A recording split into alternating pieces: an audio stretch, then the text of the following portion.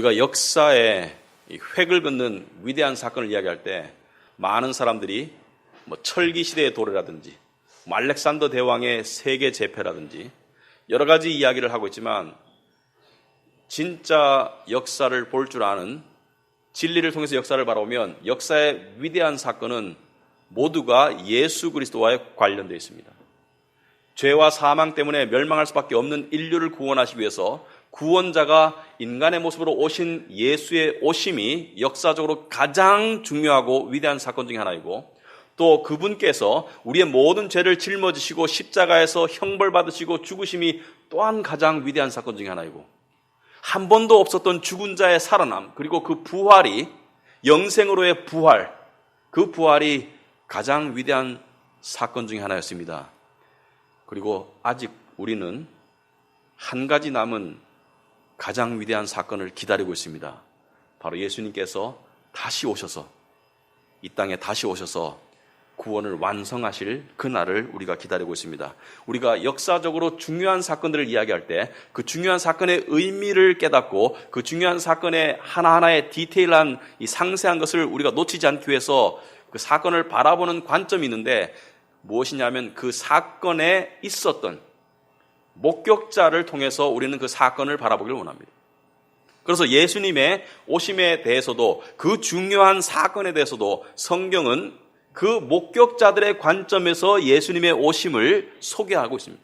예를 들어서 가장 직접적으로는 요셉과 마리아, 예수님의 부모님이죠. 그리고 동방박사 이야기, 동방의 현인들이 예수 그리스도의 오심을 하늘의 계시를 통해서 받고 별을 따라서 와서 예수를 경배했던 그들의 관점에서, 또 기억하실런가 모르겠지만 작년 크리스마스 때는 우리는 누가복음 2장 전반부를 통해서 이 양치기들, 목자들의 관점에서 예수의 오심을 바라보았고, 자, 오늘은 이 시므온이라는 한 남자, 이 인물을 통해서 우리는 예수의 오심의 의미를 바라보기를 원합니다. 오늘 본문에 보시면 25절에 예루살렘에 시므온이라는 하는 사람이 있었다. 이 시므온이라는 남자를 통해서 우리는 예수 그리스도의 오신 그 극적인 의미와 그때 있었던 일들을 통해서 우리는 예수님 오심의 의미를 다시 한번 새기기를 원하는데, 이 시므온은 어떤 시대의 사람입니까?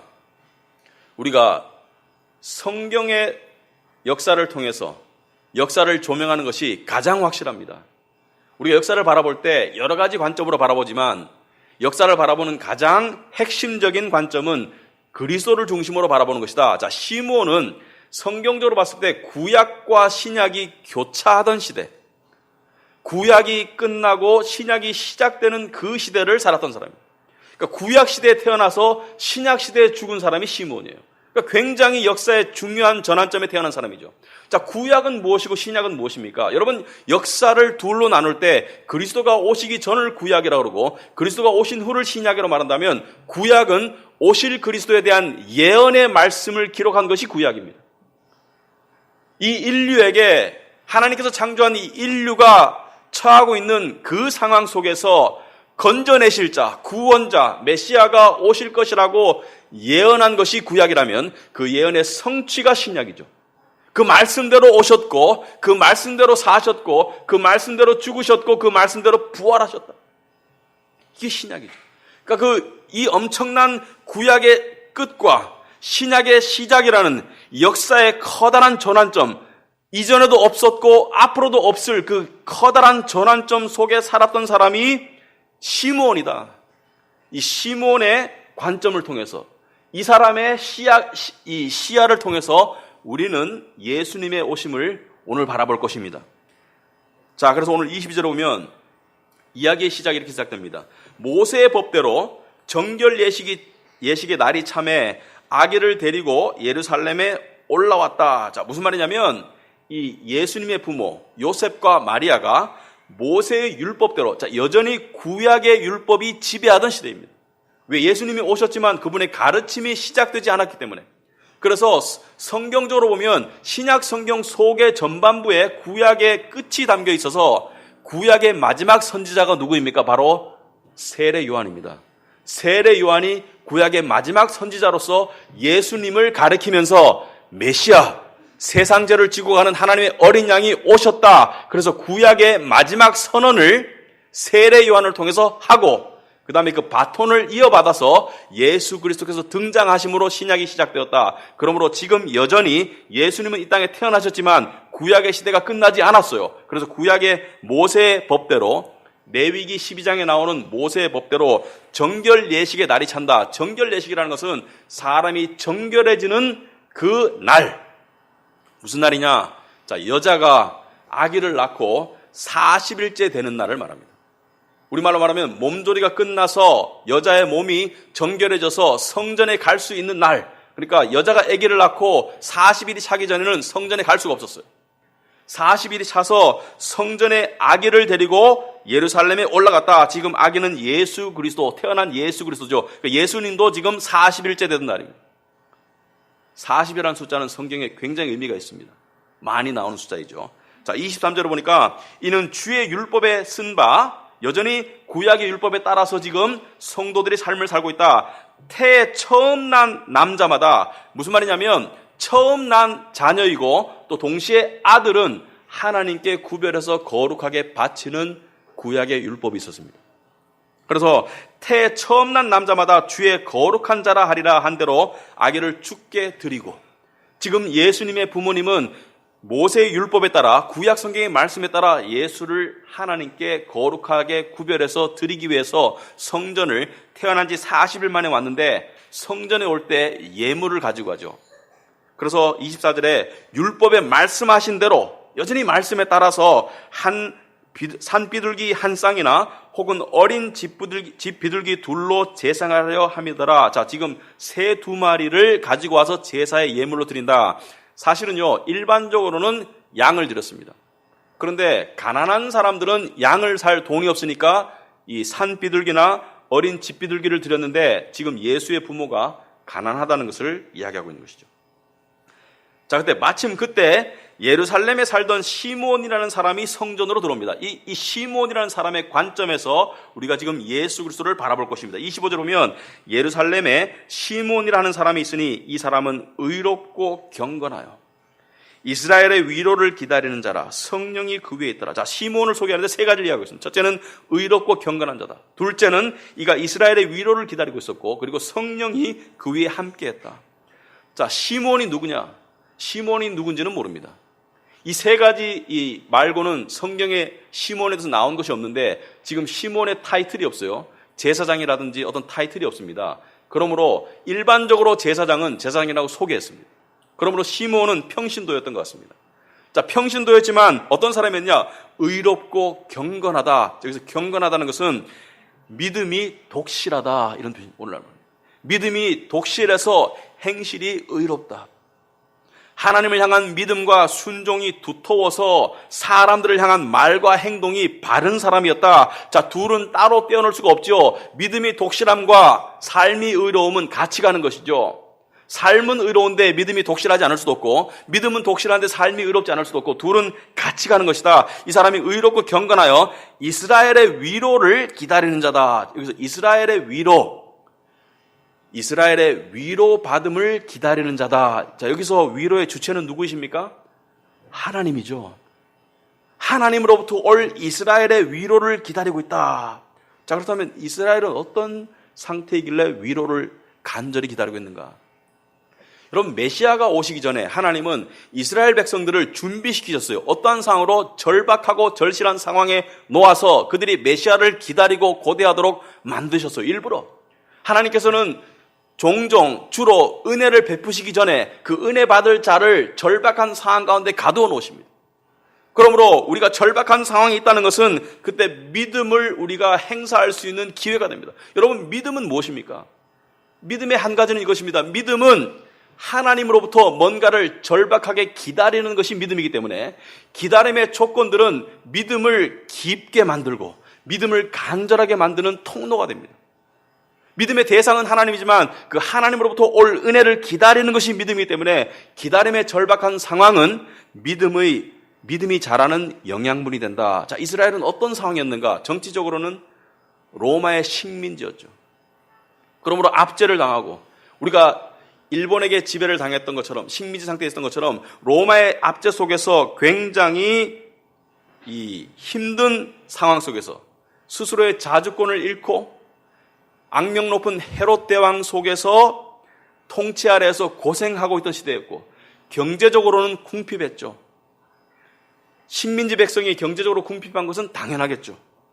종교적으로는 어떻습니까? 종교적으로는 형식화되고 외형화된 유대교, 위선적이고 율법적인 유대교 속에서 영적인 메마름이 있었죠. 더욱이 이 예수님이 오시기 전에, 세례 요한이 오기 전에 450년 정도 하나님께서 철저하게 침묵하셨어요. 선지자도 없었고 말라기 이후에 더 이상 말씀도 쓰여지지 않았고, 그러니까 말씀이 궁핍하던 이 시대에, 그러니까 이스라엘 사람들은 정치적으로, 경제적으로, 사회적으로, 그리고 영적으로 지금 메말라 있어요. 절박한 고통 가운데 있어요. 그래서 이들은 메시아를 기다렸어요. 메시아가 오셔서 자기들의 삶을 구원해 주기를 기다렸어요. 오늘날도 마찬가지입니다. 참 믿음을 가진 성도들은 하나님의 구원을 기다리고 있어요. 세상 살면서 하나님의 절박한 구원과 위안을 기다릴 수밖에 없는 상황에 놓여지게 됩니다. 그러므로 세상 속에서 우리가 늘 편안하고 늘 별일 없고 늘 좋은 거, 그거 신앙생활에 도움 안 됩니다. 하나님께서는 우리를 절박한 가운데 두시고 세상적으로 힘든 가운데 두셔서, 그리고 절실한 소망 가운데 두셔서 그 소망과 그 구원의 주체 되시는 하나님을 바라보는 믿음으로 나아가도록 만들어주시는 것이 하나님의 은혜입니다. 이 당시에 많은 경건한 유대인들은 기다렸어요. 여러분, 믿음의 본질이 기다림입니다. 우리는 믿음이 좋다고 말할 때 어떤 위대한 일을 생각해요. 물론 하나님께서 우리를 통해서 위대한 일을 하실 때가 있습니다.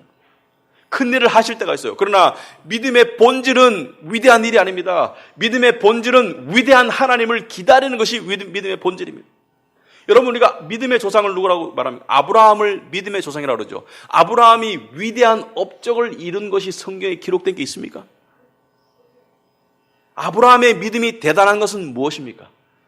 아브라함이 25년을 기다린 거예요. 이삭을 주실 것을 기다린 거예요.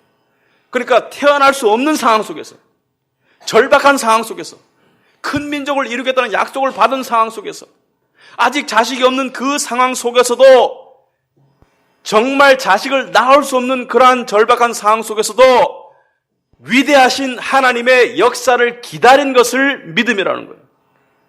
시므온도 뭔가 위대한 일을 했다는 업적의 기록은 없습니다. 평신도였어요. 그러나 위대한 하나님이 위대한 약속을 위대하게 지키실 것을 기다렸다. 이 기다림의 일에 쓰임받도록 성령이 그 위에 계셨다. 이렇게 얘기합니다. 성령께서 그가 믿음 가운데 거할 수 있도록 계셨다. 여기서 중요한 사실이 있습니다. 성령이 그 위에 계셨지 아직 안에 내주하지는 않으셨어요. 오순절이 아니기 때문에. 오순절을 통해서 성령의 내주가 시작되었지만 그 전에 성령이 그 위에 계셨고, 그리고 성령께서 지시하시기를 26절에 그가 주의 그리스도를 보기 전에는 죽지 아니하리라 하는 성령의 지시를 받았더라. 여러분, 성령께서 시몬에게 계시하시기를 메시아, 구원자가 오기 전에는 네가 죽지 않을 것이다. 바꿔 말해서 네가 구원자를 보고 난 다음에 죽을 것이다. 여러분 생각해 보세요. 바벨론의 포로로 끌려간 지 600여년을 이스라엘 사람들은 메시아를 고대하다가 죽어갔습니다. 세대와 세대를 거쳐서. 그런데 마침내 시므온의 세대에 와서 시므온아, 너는 메시아를 보고 죽을 것이다. 기다려라. 메시아가 올 것이다. 여러분, 그래서 시므온은 의롭고 경건한 삶을 살 수가 있었습니다. 여러분, 의롭고 경건한 삶을 살 수 있는 비결이 뭔지 아십니까? 내가 기다리는 대상이 그 비결입니다. 내가 누군가를 간절하게 기다림은 그 대상에 합당한 삶으로 연결이 됩니다. 예를 들어서 간절하게 연인을 기다리는 사람은 한눈 팔지 않아요. 그리고 정절을 지킵니다. 내가 누군가를 간절하게 기다리는 그 대상이 나의 삶을 결정하게 된다. 여러분, 돈이나 성공을 간절하게 기다리는 사람은 메말라가고 세상적으로 되고 이기적으로 될 수밖에 없습니다. 왜? 그것을 간절하게 기다리기 때문에, 그 간절하게 기다리는 그 대상이 나의 삶을 지배하기 때문에. 그런데 하나님의 구원을 기다리는 사람, 하나님의 은혜를 기다리는 사람은 그 은혜를 받을 그릇으로 자신이 준비되어져 가기 때문에 의롭고 경건한 삶으로 나아갈 수밖에 없는 것이죠. 그래서 하나님의 역사를 기다리는 사람은 점점 더 의롭고 경건한 삶으로 나아가고 있습니다. 자신의 삶에 경건하고 의로운 삶의 변화가 없다면, 미약하다면 그 원인은 근본적으로 내가 무엇을 가장 기다리고 있는가와 결부되어 있어요. 여러분, 우리가 세상적인 갈망 자체가 나쁜 것이 아닙니다. 세상적인 소망이 그것이 도덕적으로 잘못된 게 아니라면 나쁜 것이 아닙니다. 그러나 그 갈망을 통로로 하나님의 구원의 은혜를 기다리느냐, 아니면 그 갈망 자체만을 갈망하느냐, 이게 문제예요. 그 갈망 자체만을 갈망하면 우상 숭배가 되지만, 그 갈망을 통해서 하나님을 갈망하면, 하나님의 역사와 하나님의 구원을 갈망하면 그것은 믿음인 것입니다. 현실의 절박한 상황 속에서 시므온은 그 갈망들 속에서 누구를 갈망했습니까? 하나님을 갈망했다. 바로 구원의 메시아를 갈망했다. 왜 그렇습니까? 왜냐하면 시므온은 말씀의 약속을 믿었기 때문에. 말씀의 약속들을 믿었고 성령께서 주신 약속을 믿었는데, 여러분, 말씀 중에 구약에 여러 가지 말씀이 있지만 예를 들어서 이사야서 7장 14절에 이런 말씀이 있습니다. 여러분 주보에 나와 있죠. 우리 다 같이 한번 읽어보겠습니다. 이사야서 7장 14절 시작. 그러므로 주께서 친히 징조를 너에게 주실 것이라. 보라, 처녀가 잉태하여 아들을 낳을 것이요 그의 이름을 임마누엘이라 하리라. 아멘. 처녀가 잉태한다는 것은 처녀 상태에서 임신하고 처녀 상태에서 출산했다는 뜻입니다. 그러니까 인간의 씨앗으로 오면 죄의 씨앗이죠. 원죄를 가지고 있으니까. 그런데 하나님께서는 인간의 몸을 빌려서 성령으로 잉태되어서, 그러니까 하나님의 씨앗이 인간의 몸을 빌려서 오셨다. 그러므로 그분이 임마누엘이다. 임마누엘은 하나님이 함께 하신다, 이런 뜻이죠. 임마누엘, 하나님께서 인간과 함께 하신다. 자, 또 한 군데 보겠습니다. 미가서 5장 2절. 우리 다 같이 한번 읽어보겠습니다. 베들레헴 에브라다야, 너는 유다 족속 중에 작을지라도 이스라엘을 다스릴 자가 내게로 나올 것이라. 그의 근본은 상고의 영혼에 있느니라. 자, 유다, 베들레헴, 너는 유다 족속 중에 작을지라도, 베들레헴은 작은 동네예요. 에브라다 이 작은 족속입니다. 이 작은 동네 작은 족속일지라도 이스라엘을 다스릴 구원자가 너에게서 나오리라. 베들레헴에서 태어날 것이다. 유다의 자손으로. 맞죠? 성경대로 성취가 되었죠. 그래서 그의 근본은 상고의 영혼이 있느니라. 그분은 태어났지만 태어난 것이 아니다. 그분은 만들어진 것이 아니라 그분은 영혼과 영혼 가운데 계신 하나님이다. 그래서 우리 이단 여호와의 증인은 이것을 거부하는 것이죠. 하나님의 피조물이다, 예수님이. 아니죠. 예수님은 근본이 영혼에 계신 분이다. 바로 하나님과 동등된 분이다. 그리고 또 이사야서 60장 1절 2절에 이런 말씀이 있습니다. 일어나라, 빛을 발하라. 이는 내 빛이 이르렀고 여호와의 영광이 내 위에 임하였습니다. 자, 일어나라, 빛을 발하라. 빛을 발하라는 것은 누구를 향한 명령입니까? 이스라엘, 하나님의 백성을 향한 명령입니다. 근데 그 빛이 스스로에게 나오는 것이 아니에요. 이스라엘은 암흑 가운데 있는 것이죠. 2절에 보면, 이사야서 60장 2절에 보면, 보라, 어둠이 땅을 덮을 것이며 캄캄함이 만면을 가리려니와. 세상은 캄캄한데, 세상은 죄악 가운데 캄캄하고 아무런 소망의 빛이 없는데 오직 여호와께서 내 위에 임하실 것이며 그의 영광이 내 위에 나타나리라. 그러니까 영광의 여호와가 내 위에 나타나리라. 이것이 예수 그리스도의 오심입니다. 이러한 약속들을 알고 믿었고 되새기고 자기의 소망으로 삼았던 시므온은 그 약속을 믿었고 기다렸어요. 그 기다림 가운데 성령께서 말씀하시기를 네가 메시아를, 구원자를 보고 죽을 것이다. 그래서 40일 된 아기 예수를 안고 오는 요셉과 마리아가 성전에 이르기 전에 성령께서 시므온에게 지시하십니다. 성전으로 가거라. 성전으로 가서 그 아기를 만나거라. 메시아를 만나거라. 그래서 27절에 보시면 오늘 본문에 성령의 감동으로 성전에 들어가매 마침 부모가 율법의 관례대로 행하고자 하여 그 아기 예수를 데리고 오는지라. 자, 장면을 상상해 보시기 바랍니다. 시므온이 성령의 감동으로 성전에 들어갈 때 그때 부모가 성전 안으로 지금 아기를 데리고 오고 있어요. 40이 지났기 때문에. 그래서 그 아기를 볼 때 성령께서 시므온에게 확신으로 말씀하십니다. 저 아기다. 저 아기다. 저 아기가 메시아다. 네가 그토록 기다리던 메시아가 바로 구원자가 그리스도가 바로 저 아기다. 그러니까 28절에 시므온이 아기를 안아요. 여러분, 이심전심이죠. 상상해 보세요. 시므온이 성전에 있는데 요셉과 마리아가 아기를 데리고 성전에 들어오는데 성령께서 말씀하기를 저 아기다. 시므온이 다가갑니다. 그리고 아기를 달라고 손을 내밀겠죠. 말이 필요 없는 것이죠. 서로 성령의 감동이 있으니까 말이 필요 없는 것이죠. 아기를 부모는 내어주고 시므온은 그 아기를 안고 바로 터져나오는 게 무엇입니까? 하나님을 향한 찬송이 터져나오는 것이죠. 여러분, 찬송이 무엇입니까? 시므온이 지금 구원자이신 아기를 안자마자 영혼의 전율이 느껴지는 것이죠.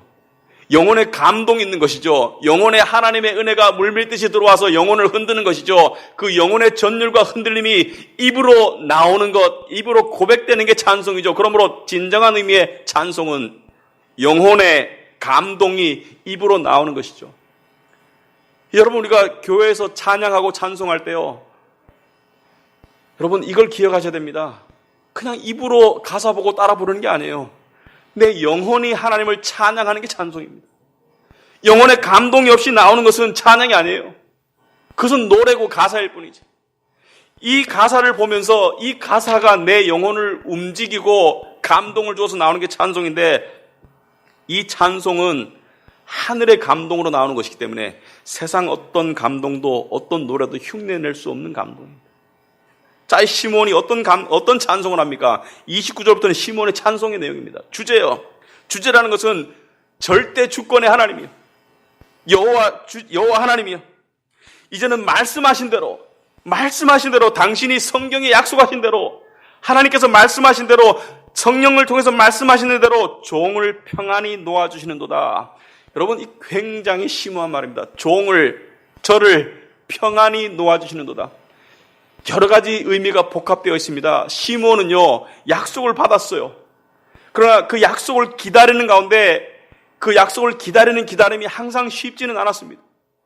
그 약속을 고대하면서 현실의 어려움을 이겨내고, 그 약속의 믿음 가운데 현실이 아무리 안 올 거야, 그런 일 안 생길 거야, 현실이 아무리 부정적이었어도 그 약속을 붙잡고 있는 가운데 그 약속을 이제 이룬 것을 자기 눈으로 보고 난 다음에 하는 말이 이제 죽어도 여한이 없다는 거예요. 이제 보았다는 거예요. 여러분, 이런 표현은 마치 전쟁이나 또 미아 사건으로 자식을 잃어버리고 난 다음에 그 자식을 수십 년 뒤에 찾은 부모가 그 자식을 껴안으면서 할 수 있는 고백이죠. 이제 죽어도 여한이 없다. 이제 내가 너를 찾았으니까 이제 죽어도 여한이 없다. 이 시므온은 무엇입니까? 이제 내가 약속의 메시아를, 구원자를 내가 친견했고 내가 내 손으로 안아보았고 이제 이 영광을 얻었으니까 이제 죽어도 여한이 없다. 그리고 이제 나는 내 운명을 확실히 알고 죽을 것이다. 천국에 갈 확신을 바라보고 죽는 것이죠. 그리고 난 다음에 시므온의 찬송은 성령의 인도하심을 받아서 이 아기를 소개하는 내용으로 진행됩니다. 31절에 이는 만민 앞에 예비하신 것이다. 자, 이 구원자는 만민 앞에, 세상 모든 민족들, 유대인뿐만이 아니라 만민 앞에 예비하신 것이다. 자, 이 내용을 봤을 때요, 이게 성령의 감동으로 나온 찬송임이 분명하다는 증거가 됩니다. 왜 그러냐면 말이죠, 대부분의 유대인들은 메시아는 유대인, 만민이 아니라 유대인의 구원자라고 믿었어요. 심지어 예수의 제자들도 복음의 은혜가 전해지고 난 다음에 그것이 이방인에게 전해질 때 그때 굉장히 소용돌이가 있었습니다. 이 복음의 은혜가 이방인에게도 전해지는 것이냐? 사도행전을 보면은 이방인들도 복음을 받았다는 것을 듣고 사도들이 회의를 합니다. 왜? 이게 진짜냐? 이 복음의 은혜가 유대인에게만 주어진 건 줄 아는데 이방인들에게도 전해지는 게 진짜냐? 그럴 일이 에피소드가 있었는데 지금 시므온은 뭐라고 합니까? 만민 앞에 예비하신 것이다. 이 구원자는 만민의 구원자이다. 그러므로 이것은 유대인의 고백이 아니라 성령의 감동을 받은 자의 고백임에 분명합니다. 왜? 유대인의 선민 사상으로 이렇게 고백할 수가 없어요. 자기들만 하나님의 백성이라고 생각하기 때문에 이렇게 고백할 수 없는데 이 아기 예수를 그렇게 고백하고 난 다음에 이 아기 예수 구원자를 각각 다르게 소개하고 있습니다. 32절에. 굉장히 중요한 내용입니다. 이방을 비추는 빛이다. 그리고 주의 백성 이스라엘의 영광이다. 자, 지금 이방인과 이스라엘 유대인 나눠서 소개하는데 이 구원자가 첫째는 이방을 비추는 빛이다. 그리고 두 번째는 이스라엘의 영광이다. 이렇게 얘기하고 있습니다. 굉장히 중요한 의미가 있습니다. 첫째, 왜 이방을 비추는 빛이냐? 여러분 시편 119편 105절 말씀에 보면 이런 말씀이 있습니다. 여러분 주보에 나와 있죠. 다 같이 한번 이것 읽어보겠습니다. 시작. 주의 말씀은 내 발의 등이요 내 길의 빛이니이다. 왜 빛입니까? 우리가 암흑 가운데 있기 때문에. 우리 영적으로 암흑 가운데 있는데 어디를 가야 될지 모르겠고 어디가 길인지 모르겠는데 진리를 향한 생명을 향한 길인 줄 모르겠는데 주의 말씀은 내 발의 등이요 내 길의 빛이다. 나를 진리로 인도하는 빛이다. 그 말씀이 육신으로 오신 것이 예수 그리스도고 이방인은 말씀이 없었잖아요. 구약의 말씀이 없었기 때문에 진리의 말씀이 없었기 때문에 이방인들은 암흑 가운데 살았죠. 우상 숭배 가운데, 쾌락 가운데, 그냥 철학 가운데, 종교 가운데, 암흑 가운데 살던 이방인들에게 이제야 빛이 비추게 되었다. 말씀이 오셔서 이 신약의 말씀은 구약의 말씀을 같이 합해서 이방인에게 전파될 것이다. 그러므로 이방인에게는 비추는 빛이고 이스라엘에게는 왜 영광입니까? 왜 영광입니까? 여러분, 고대 그리스 사회나 오늘날이나 그 나라에서 마라톤 우승자가 나오면 국가의 영광이죠. 영웅이 났으니까 영광이죠. 이스라엘은 왜 영광입니까? 이 메시아가 이스라엘에게서 나왔지 않습니까? 육신적으로. 이스라엘 유대에서 나왔으니까 이스라엘 민족에게는 영광이고 민족의 영광이죠. 그것을 말하는 거예요. 그리고 33절에 그의 부모가 그에 대한 말들을 놀랍게 여기더라. 이게 계시의 말씀이죠. 놀라운 것이죠. 이미 놀랐어요. 이미 처녀의 몸으로 아기를 낳았고 요셉도 그걸 알고 성령께서 나타나셨고 그 다음에 천사가 나타나서 이야기했기 때문에 이미 놀랐는데 점점 더 놀라는 것이죠. 아, 이 아기가 이런 운명을 가지고 태어났구나. 그런데 그 시몬이요 여기서 마리아에게 예언을 합니다. 마리아 개인에게. 34절에 보시면 시몬이 그들에게 축복하고 그의 어머니 마리아에게 말하여 이르되, 자, 마리아에게 지금 직접 예언을 하는 것이죠. 보라, 이는 이스라엘 중 많은 사람을 패하거나 흥하게 하며 비방을 받는 표적이 되기 위하여 세움을 받았고, 자, 네가 지금 안고 있는 네 아들 예수, 이 예수는 이스라엘 중 많은 사람을 패하거나 흥하게 한다, 이렇게 말하고 있습니다. 자, 이 아들 때문에 다 복받는 게 아니에요. 다 구원받는 게 아니고 이 아기 때문에 일부는 흥하겠고 일부는 패할 것이다. 여기서 패한다, 흥하다라고 되어 있는데 원어상에는 일부는 떨어진다. 그리고 흥하다라는 말은 일부는 올라간다 이런 뜻입니다. 그래서 이 흥한다라는 말이 성경의 부활이라는 단어, resurrection이라는 단어와 똑같아요. 그러니까 이게 영적으로 보면 일부는 이 아들을 믿지 않고 지옥으로 떨어질 것이고 멸망으로 떨어질 것이고 그리고 일부는 이 아들을 믿고 영생으로 부활할 것이다. 영생을 얻고 거듭날 것이다. 이것을 말하는 것이죠. 여러분, 이 아기를 어떻게 대하는가가 그때도 그렇고 오늘날도 그렇고 이 예수를 어떻게 대하는가에 따라서 우리의 운명이 좌우돼요. 학벌이 아니고 재산이 아니고 지식이 아니고 젊음이 아니고 아름다움이 아니고 아무것도 우리의 운명을 바꾸지 못합니다. 그냥 그런 것들은 그냥 지나가는 일시적인 상황의 변화를 가져올 뿐이지 우리가 그토록 중시 여기는 돈이나 외모나 뭐 국적이나 뭐 어떤 것도 우리의 운명을 바꾸지 않아요. 이 아기에 대한 믿음이 이 아기를 받아들이느냐 거부하느냐가 우리의 운명을 흥망을 결정합니다. 우리가 패망해서 지옥으로 떨어지느냐, 아니면 우리가 흥해서, 우리가 부활해서, 우리가 올라가서 영생으로 나아가느냐, 이 악에게 달려있고, 그 다음에 말하기를 비방을 받는 표적이 되기 위하여. 자, 이 악에는 무슨 표적으로 왔습니까? 하나님의 표적으로 왔어요. 하나님의 구원의 표적으로 왔는데, 이 비방이라는 것은 무엇입니까? 예수님이 많은 박해와 많은 반대를 당할 것이다. 결국에는 많은 박해와 많은 반대와 많은 모략 속에서 예수님은 십자가에서 죽으셨어요. 그런데 유대인들은 왜 메시아를 기다렸지만 이 예수를 거부했죠? 왜 그렇습니까? 왜 그러냐는 말이죠. 아까 말했던 그들의 정치적, 사회적, 경제적 상황 속에서 그들이 기다렸던 메시아는 과거의 솔로몬과 다윗 시대의 국가적 번영과 부강과 그런 영광을 재건할 메시아를 기다렸는데, 오신 메시아라고 지금 한 분을 보니까 그렇지 않았죠. 초라한 모습에 가난한 집에서 태어나가지고 세상적으로는 영광도 없고 힘도 없이 보이는 그 나약한 모습, 그리고 십자가에 죽으시기까지 끌려가는 모습을 보고 저분은 메시아가 아니다, 저 사람은 메시아가 아니다, 죽여버려라, 십자가에 못 박아버려라, 이렇게 한 것이죠. 왜 그렇습니까? 왜냐하면 구원의 형태를 내가 결정했기 때문입니다. 중요합니다.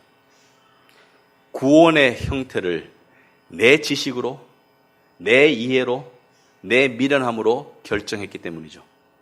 하나님께서 주신 구원의 형태는 인간의 눈에 봤을 때는 미련한 것처럼 보이지만, 인간의 지혜를 훨씬 더 능가하는, 인간의 기대를 훨씬 더 능가하는 놀라운 능력과 그 은혜가 그 안에 담겨 있음에도 불구하고 그들은 자기의 생각대로 구원의 형태를 결정했어요.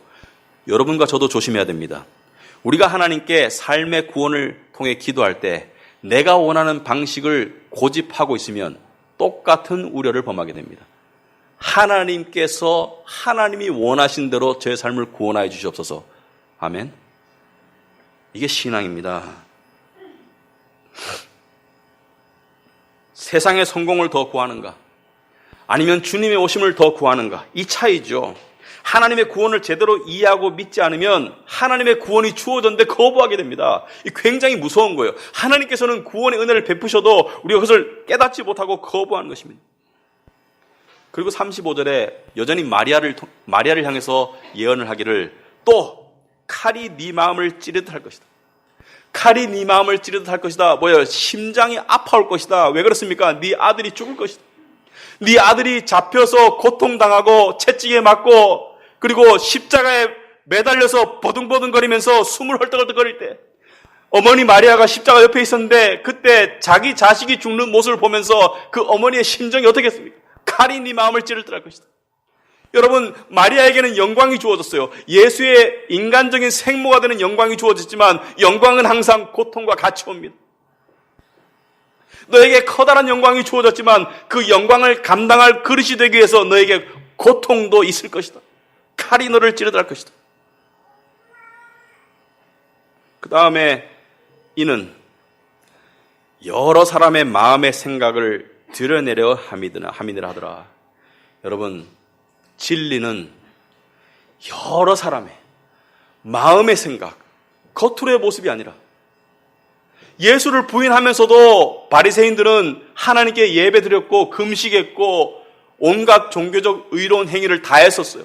그런데 예수님은 그들을 거부했습니다. 왜? 그들이 예수님을 거부했기 때문에. 이 진리는 마음에 들어있는 생각을 드러낼 것이다. 마음에 우리 안에 뭐가 들어있습니까? 우리 안에 죄가 들어있죠. 죄를 드러내는 거예요. 죄가 드러날 때 우리가 이분을 향해서 나는 정말 절망적이고, 나는 정말 세리의 기도처럼 나는 내 죄를 어찌할꼬, 그런데 그분의 죽으심을 통해서 하나님께서 나를 구원하시고 용서하실 길을 열어주셨구나. 그걸 깨닫는 것이죠. 여러분, 진리가 우리에게 무엇을 한다고 생각합니까? 진리는 우리의 죄를 드러냅니다. 그래서 하나님의 은혜를 깨닫게 하기 위해서.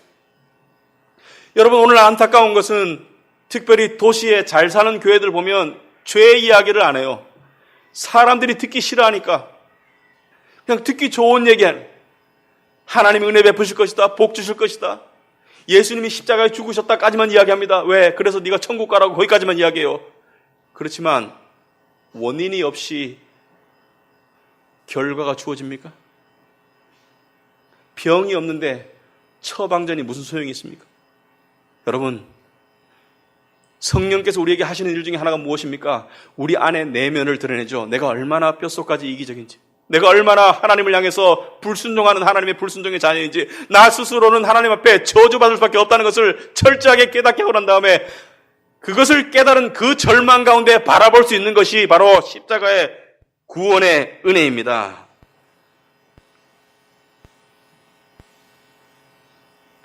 여러분, 인생이 무엇입니까? 세상의 매스컴이나 세상 사람들은 인생을 살만한 것이다. 인생은 아름다운 것이다. 물론 그럴 순간들이 가끔 있죠. 그러나 인생은 근본적으로 그게 아닙니다. 인생은 근본적으로 무엇입니까? 이사야서 40장 6절에 뭐라고 말합니까? 다 같이 한번 읽어보겠습니다. 시작. 말하는 자의 소리여 이르되 외치라. 대답하되 내가 무엇이라 외치리까 하니 이르되 모든 육체는 풀이요 그의 모든 아름다움은 들의 꽃과 같으니 풀은 마르고 꽃은 시들면 여호와의 기운이 그 위에 불미라. 이 백성은 실로 풀이로다. 여러분, 이사야서 40장은 희망의 시작의 장입니다.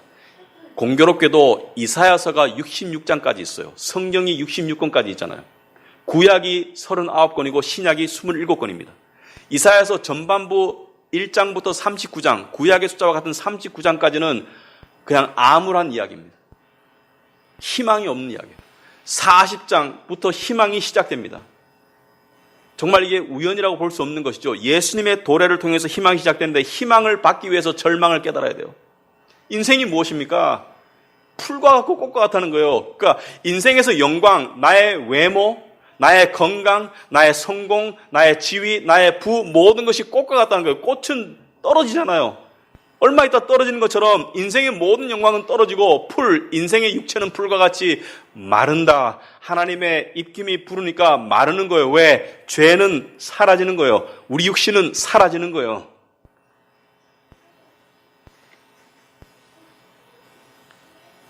그런데 이 오신 메시아가 무엇을 선포하시는 것입니까? 영생을, 구원을. 네 지금 몸뚱아리는 풀과 같이 사라질 것이다. 하지만 너의 영혼을 내가 살리고 너의 죽을 몸도 내가 부활의 몸으로 살릴 것이다. 우리는 모두가 의사의 진단이 아니라 말씀의 진단에 의해서 암에 걸렸습니다. 우린 지금 죽어가고 있어요. 미안하지만. 태어나는 순간 죽음을 향해 달려가고 있습니다. 그게 인생 아닙니까? 그것을 깨달은 사람이, 그 절박한 암흑을 깨달은 사람이 비로소 하나님의 은혜를 볼 수 있는 준비가 되는 것이죠. 여러분, 재미에 너무 빠지지 마세요. 쾌락에 그거 다 속이는 거예요. 물론 건강하게 살고 열심히 살고 좋아요. 그렇지만 실체를 알고 살아야 됩니다. 여러분, 우리에게 왜 구세주가 필요한지 이제 알겠습니까? 우리에겐 구세주가 필요합니다. 우리는 스스로를 구원할 수 없고 우리 모두는 멸망의 길로 가고 있었어요. 이 시몬처럼 이 구세주를 믿는 사람이 진짜 기뻐할 수 있는 이유를 가지고 있고, 그리고 시몬이 이제 내가 평안히 죽겠노라. 아마 노인이었을 것입니다. 이제 내가 평안히 눈을 감겠노라. 진정한 평안은 이 구세주를 받아들인 자의 것입니다. 기도하겠습니다. 아버지 하나님, 참으로 감사하고 감사합니다. 우리가 죄 가운데, 암흑 가운데 있을 때 빛 되시는 예수님의 이 땅에 오심을 통해서 우리가 빛을 보았고, 그 빛을 통해서 우리가 죄를 깨달았고, 내가 내 안을 들여다볼 때 정말 하나님의 진노와 형벌을 받게 합당하고 지옥에 갈 수밖에 없는 운명이라는 것을 고백할 수밖에 없지만, 나를 대신해서 내가 죽었어야 될, 내가 매달렸어야 될 그 십자가에 대신 죽으신 의로우신 하나님의 아들 예수 그리스도, 그 의로우신 분이 죄인으로 죽으시고 우리의 죄를 가져가시고 우리가 감당할 수 없는 의를 주셨기 때문에, 그리고 그것을 믿을 수 있는 믿음을 주셨기 때문에, 그것을 깨달을 수 있는 그 눈을 열어주셨기 때문에 우리가 이제 영생을 얻었고, 그리고 소망 가운데 주님을 기다리며 그리고 평안을 발견했습니다. 하나님께 영광 돌리고 살기를 원합니다. 모든 영광 하나님의 것입니다. 이 고백이 우리 가운데 더욱더 있도록 하옵시고, 하나님께서 모든 영광 거두어 주시옵소서. 예수님 이름으로 기도합나이다. 아멘.